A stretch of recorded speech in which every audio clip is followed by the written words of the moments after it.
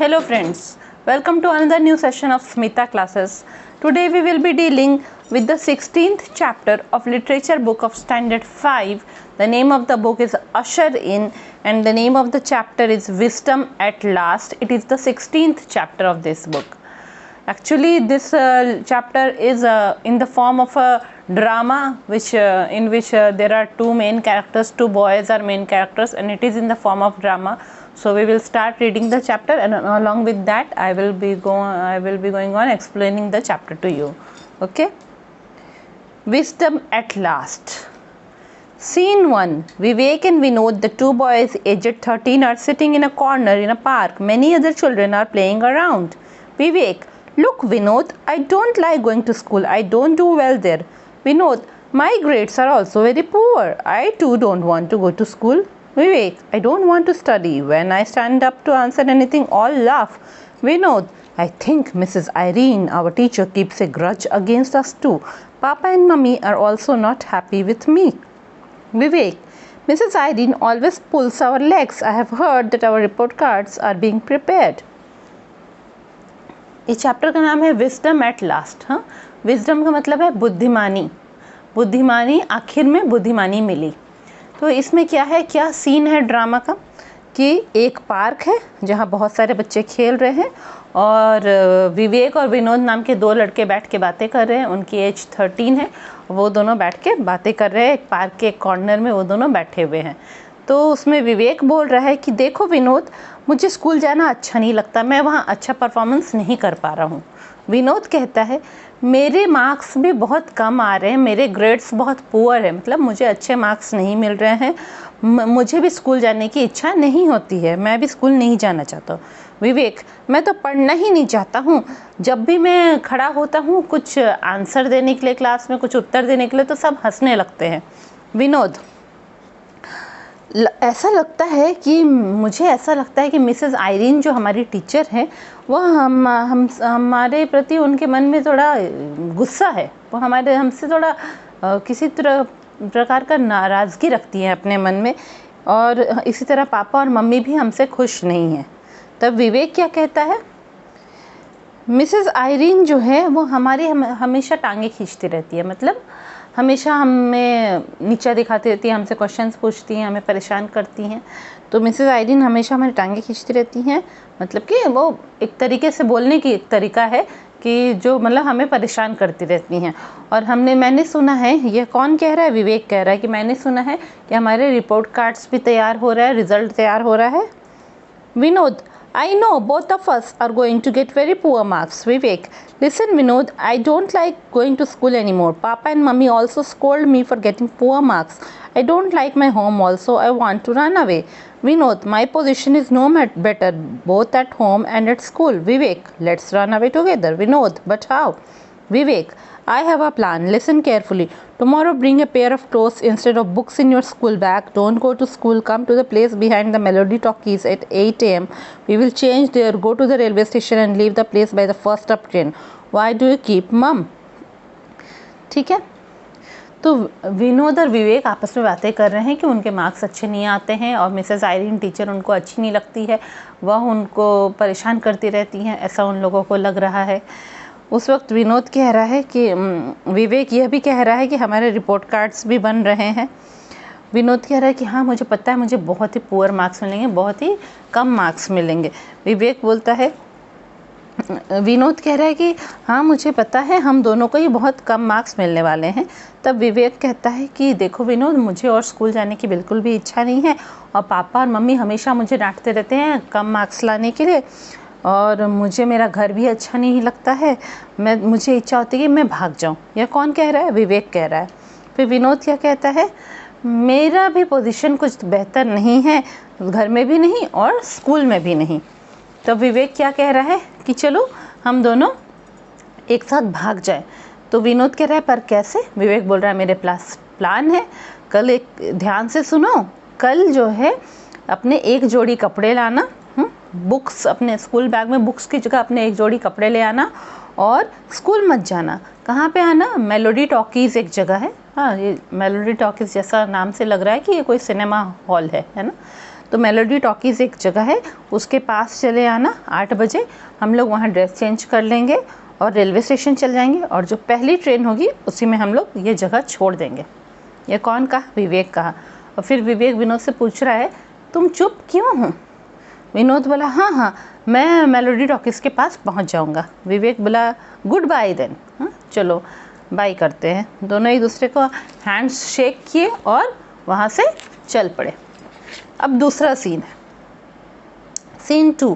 A room inside a big godown. A man with a long beard is sitting on a chair. He's talking with someone on his cell phone. Two boys around 18 bring Vivek and Vinod to the room. First boy, boss. The man stops talking on phone and turns to them. Boss, who is Vivek? Vivek, I am Vivek. Boss, good. And you are Vinod. Good boys. It is dangerous to walk around here and there in this city. You will be caught by the police, but don't worry, you can stay here. You shall do me a favor. Vivek, what shall we do for you, sir? Boss, that I will let you know. First you take rest for some time.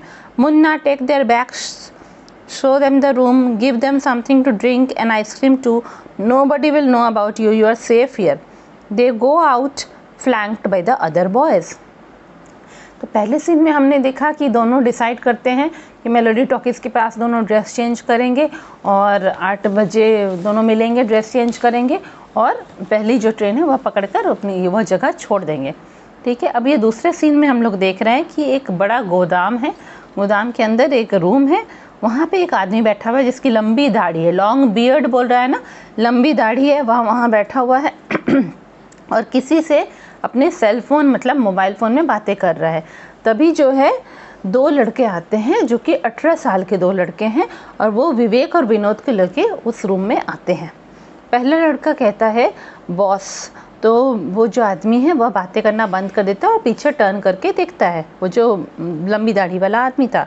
Boss बोलता है विवेक कौन है? तो विवेक कहता है मैं हूँ विवेक। तो बॉस कहता है अच्छा अच्छा, और तुम विनोद हो? दूसरे को कहता है, बोलता है गुड बॉयज़, अच्छे लड़के। देखो तुम लोग जो इधर उधर सिटी में घूम रहे हो यह बड़ा खतरनाक है, इधर उधर सिटी में इधर उधर घूमना, तुम लोग को पुलिस पकड़ लेगी। तुम लोग चिंता मत करो, तुम यहाँ रह सकते हो, पर तुम लोग को मेरे लिए एक फेवर करना होगा, मतलब मेरे लिए एक काम करना होगा। तो विवेक बोलता है हम लोग आपके लिए क्या कर सकते हैं सर? तो वह आदमी कहता है जो कि बॉस है, वो कहता है वो मैं आपको बता दूंगा, तुम लोग को बता दूंगा, पहले जाओ तुम लोग थोड़ा रेस्ट लो कुछ समय के लिए। और जो एक और लड़का 18 ईयर्स का था उसको बॉस किस नाम से बुलाता है? मुन्ना नाम से। बोलता है मुन्ना तुम इनके बैग्स ले जाओ, इनको रूम दिखाओ, इनको कुछ पीने के लिए दो और आइसक्रीम भी दो इनको, और कोई इनके बारे में यहाँ नहीं जान पाएगा, ये लोग यहाँ पे तुम दोनों यहाँ पे सुरक्षित हो, बॉस कहता है। They go out flanked by the other boys. तो बाकी जो 2 लड़के थे 18 साल के, वह विवेक और विनोद को अपने साथ लेके वहाँ से चले जाते हैं। Boss, Munna, yes boss, the ice cream will do the work, they will be asleep in 5 minutes. Search your bags and pockets, take out money, try to find their address. Munna, yes boss. He goes out. 3 persons enter with suitcases. First man, boss, the packets are ready, but the new commissioner has tightened the security. We have to dodge the police and send the packets to Barnyard, who will wait in the ship. Boss, don't worry, I will make arrangements for that. The cell phone rings. The boss attends the phone call. He gets very nervous after talking on cell phone. Boss, Munna, the new commissioner has ordered a raid on this godown. We have to escape soon. Hurry up. Take the suitcase. Don't leave any proof. Escape. They all run out and disappear. क्या होता है? विवेक और विनोद तो चले गए हैं उन लड़कों के साथ। फिर बॉस मुन्ना को बुलाता है, मुन्ना इधर आओ। मुन्ना बोलता है हाँ बॉस। बॉस कहता है आइसक्रीम अपना काम करेगा, ये लोग 5 मिनट में ही सो जाएंगे, इनके बैग्स अच्छी तरह से सर्च करो, हाँ इनके बैग्स और पॉकेट्स अच्छी तरह से सर्च करो, इनके सारे पैसे निकाल दो और इनके एड्रेस भी ढूंढने की कोशिश करो कि ये लोग का एड्रेस क्या है। मुन्ना बोला हाँ, और वह बाहर चला जाता है। और उस समय फिर 3 लोग और आते हैं और उन लोगों के पास सूटकेस है। पहला आदमी बोलता है बॉस पैकेट सारे रेडी हैं, पर जो नया कमिश्नर है, पुलिस कमिश्नर जो है, पुलिस का ऑफिशियल, उसने सिक्योरिटी पूरी टाइट कर रखी है। हम लोग को पुलिस को मूर्ख बना के और पैकेट्स को कहाँ भेजना होगा? किसको भेजना होगा पैकेट्स को? बार्नयार्ड, हाँ बार्नयार्ड करके कोई है, उसके पास पैकेट्स को भेजना होगा। हाँ, वो वहाँ पे शिप में वेट कर रहा होगा। ठीक है, ये लोग बोलते हैं इनके पास सूटकेस है, बोलते हैं कि हमें बार्नयार्ड को ये सूटकेस भेजना है, पैकेट्स भेजना है। वो वहाँ पे एक पानी के जहाज़ में वेट कर रहा होगा, पर पुलिस ने अपनी सिक्योरिटी टाइट कर रखी है पुलिस कमिश्नर में, तो हमें पुलिस को बुद्धू बना के जाना होगा। तो जो बॉस है वो कहता है चिंता मत करो, उसके मैं अरेंजमेंट कर दूँगा। ठीक है, उसी समय जो है फ़ोन रिंग करने लगता है, मोबाइल फ़ोन। बॉस फ़ोन उठा के बातें करता है, वह बहुत नर्वस हो जाता है फ़ोन पर बातें करने के बाद। फिर वह बोलता है, बॉस मुन्ना, नए कमिश्नर ने ये ऑर्डर किया है कि इस गोदाम में रेड करेगा, हम लोग को तुरंत यहाँ से एस्केप करना होगा, तुरंत भागना होगा। हरी अप, जल्दी करो, सूटकेस लो, कोई भी यहाँ पे प्रमाण मत छोड़ो, कोई भी प्रूफ नहीं छोड़ो, हाँ, कि हम लोग यहाँ क्या काम कर रहे हैं, और भागो यहाँ से। वो सारे वहाँ से दौड़ के निकल जाते हैं, भाग जाते हैं। तो ये सीन 2 ख़त्म हो गया। सीन 2 में हम लोगों को क्या समझ में आ रहा है कि ज़रूर ये बुरे लोग हैं और कुछ गलत काम कर रहे हैं, जैसे स्मगलिंग जैसा कुछ काम कर रहे हैं, इसीलिए जैसे ही पुलिस आने वाली है वो सब वहाँ से भाग रहे हैं, है ना। अब हम लोग सीन 3 पढ़ेंगे। The drawing room of Assistant Commissioner Mr. Y.P. Singh. He is in police uniform and is sitting on a sofa. His wife Mrs. Singh is also sitting there. Mrs. Singh, I feel sorry for the boys. I have talked with Vivek's mother. She has not got up from the bed since her son ran away. Mr. Singh, there's nothing to worry now. If they had been with the smugglers a few days more, it would have been bad. Where are the boys? Mrs. Singh, I gave them a pair of new clothes. They have changed. They are having breakfast. Mr. Singh, bring the boys. A sergeant comes along with the boys. Mr. Singh, sit there, boys. They sit. Tell me how you reached that place. Vivek, we were sitting on a bench. 2 boys had been watching us. When it was dark, they called us and took us there.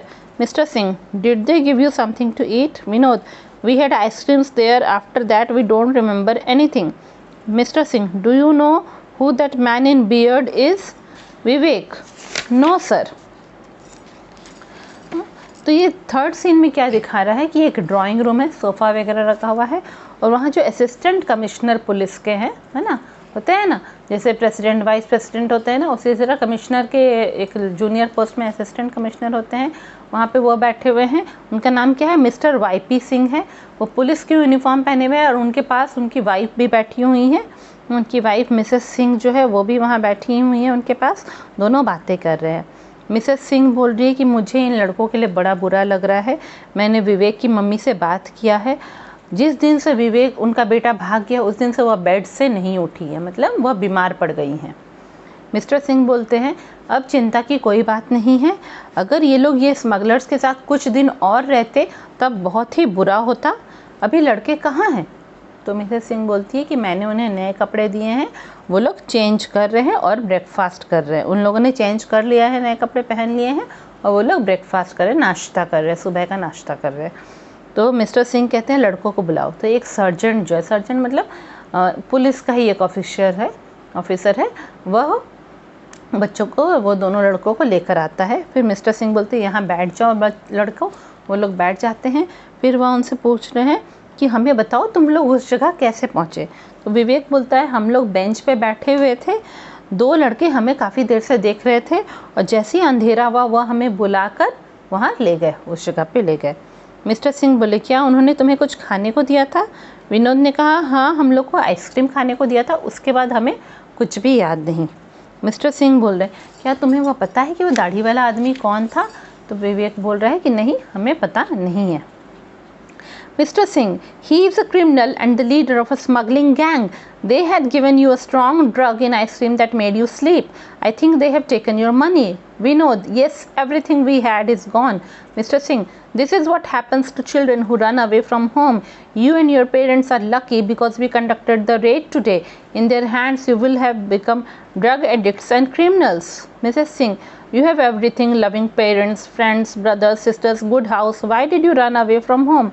Vivek, I am sorry, I don't study. I make mischief in the class. We won't repeat this in future. The doorbell rings. The parents of both the children enter. On seeing them, the boys go and hug them. The boys start crying. Parents, thank you very much, Mr. Commissioner. We will be grateful to you throughout our life. Mr. Singh, it's all right, Mr. Sharma. I have done my duty, but you are lucky. The boys go and touch the feet of Mr. Singh. हाँ, तब वो जो police commissioner है mister Singh, वह बोलते हैं कि तुम लोग जानते हो वो दाढ़ी वाला आदमी कौन था? वह एक अपराधी था, वह एक क्रिमिनल था और वो एक स्मगलिंग गैंग का लीडर था। स्मगलिंग गैंग क्या होता है? जो लोग जो है, बहुत सारी चीज़ें हैं जो देश से या किसी स्टेट से दूसरे स्टेट बिना परमिशन के आप नहीं ले जा सकते, या किसी कंट्री से दूसरे कंट्री आप बिना परमिशन के नहीं ले जा सकते। उस सब के लिए गवर्नमेंट से परमिशन लेना पड़ता है। तो ये जो स्मगलर लोग होते हैं वो लोग गलत तरीके से, चुपके से, छुपा के, दूसरे चीज़ों के अंदर भर के उसे गलत तरीके से एक कंट्री से दूसरे कंट्री ले जाते हैं। खासकर ड्रग्स जैसी चीज़ें जो कि बिल्कुल मना है एक कंट्री से दूसरे कंट्री ऐसे ले जाने को, वो सबको वो लोग चुपके चुपके ले जाते हैं चोरी छुपे, पुलिस को बुद्धू बना के। तो उनको स्मगलर्स कहते हैं। तो वो जो दाढ़ी वाली आदमी था वह एक अपराधी था और स्मगलिंग गैंग का, स्मगलिंग के ग्रुप का लीडर था वह, ठीक है। उसने इन दोनों बच्चों को, मिस्टर सिंह बता रहे हैं कि तुम दोनों को उसने आइसक्रीम में एक स्ट्रॉन्ग ड्रग दिया था, एक ऐसी दवा दी थी कि तुम्हें जिससे नशा आ गया और तुम सो गए। बड़ी ही तेज़, बहुत ही हाई डोज वाली दवा दी थी और मुझे लगता है कि वो तुम्हारे पैसे भी ले गए। तो विनोद बोलता है कि हाँ, हमारे पास जो भी था वो सब कुछ चला गया। तो मिस्टर सिंह बोलते हैं ऐसा ही होता है उन बच्चों के साथ जो घर से भाग कर आ जाते हैं। तुम और तुम्हारे पेरेंट्स लोग जो हैं, तुम्हारे गार्डियन, वो लोग लकी हैं क्योंकि हमने आज ही वहाँ पे रेड किया था और वो लोग, इसलिए तुम लोग बच गए। नहीं तो उनके हाथों में, अगर उनके साथ तुम रहते तो तुम लोग ड्रग एडिक्ट बन जाते और क्रिमिनल बन जाते। मतलब तुम्हें नशे की आदत हो जाती और तुम लोग जो है अपराधी भी बन जाते, तुम लोग स्मगलर्स भी बन जाते।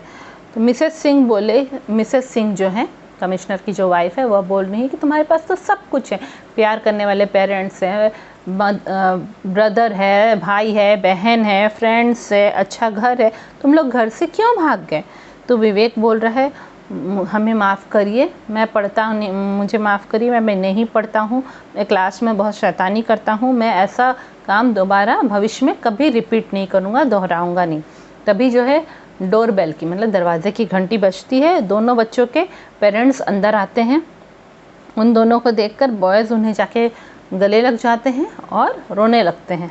पेरेंट्स बोलते हैं, मिस्टर पुलिस कमिश्नर को पेरेंट्स धन्यवाद देते हैं, बोलते हैं थैंक यू मिस्टर कमिश्नर, आज हम लोग आपके प्रति जीवन भर हम लोग आभारी रहेंगे, मतलब हम लोग ग्रेटफुल रहेंगे, हम लोग मानेंगे कि ये बड़ा एहसान आपने किया है। मिस्टर सिंह बोलते हैं यह ठीक है, कोई बात नहीं मिस्टर शर्मा, यह तो मेरा ड्यूटी था, यह तो मुझे करना ही था। आप दोनों ही बहुत लकी हैं कि आपके बच्चे बच गए। फिर वह दोनों लड़के जाते हैं और मिस्टर सिंह के पैर को छूते हैं, उनसे आशीर्वाद लेते हैं। तो देखो स्टोरी कितना कुछ समझाता है ना, ये बहुत ही मतलब रियलिस्टिक स्टोरी है कि सच में ऐसा होता है। बच्चे किसी ना किसी डर से, माँ बाप के मार के डर से, कि पढ़ाई के डर से घर से भाग जाते हैं। पर क्या होता है, दूसरी जगह पहुँचेंगे, या इधर तो वो स्मगलर बनेंगे, ड्रग एडिक्ट बन जाएंगे, या फिर लोग उनके हाथ पैर काट देते हैं, आंखें निकाल देते हैं और उन्हें भीख मांगने के लिए रोड पे छोड़ देते हैं। इसलिए बच्चों, ये गलत काम कभी भी मत करना। जैसा भी हो, अपना घर सबसे प्यारा है, उसी में हमें अपने आप को इम्प्रूव करते चलेंगे। ये अच्छा ड्रामा था ना, अच्छा ड्रामा था। ये ड्रामा आप लोग दोस्त लोग के साथ भी कर सकते हैं। गर्मी छुट्टियों में हम लोग जब छोटे थे तो हम लोग छोटे छोटे ड्रामा करते थे, है ना। हम लोग एक प्रोग्राम करते थे जिसमें हम लोग कॉस्ट्यूम भी तैयार करते थे, कॉस्ट्यूम पहनते थे और ड्रामा करते थे। एक कोरस सॉन्ग होता था, डांस होता था, क्लासिकल डांस हम लोग सब प्रिपेयर करके और कॉलोनी के लोगों को बुला के दिखाते थे। इस तरह क्रिएटिविटी बढ़ता था और बड़ा मज़ा भी आता था। पर आजकल के बच्चे लोग सिर्फ मोबाइल में गेम खेलते रहते हैं, जिसे देख के मुझे बड़ा बुरा भी लगता है। क्रिएटिव बनिए, ग्रुप वर्क करने में बहुत मज़ा आता है और बहुत कुछ सीखने को मिलता है। बहुत तरह की बातें आप सीखेंगे कि टीम वर्क कैसे किया जाता है और बहुत मज़ा आता था। ऐसा नहीं कि हम लोग उसके लिए कुछ हॉल या कुछ बुक करते थे, हम लोग छत के ऊपर कर लेते थे, है ना, ऐसे ही करते थे और कॉलोनी के लोगों को बुलाते थे और बहुत ही मज़ा करते थे।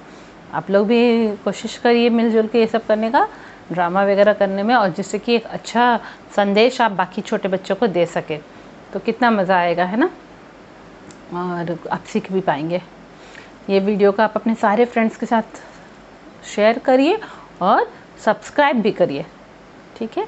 अगर मेरे चैनल को अभी तक सब्सक्राइब नहीं किया तो सब्सक्राइब कर दीजिए, क्योंकि आगे आगे और बहुत सारी अच्छे अच्छे वीडियोज़ आएंगी। Thank you.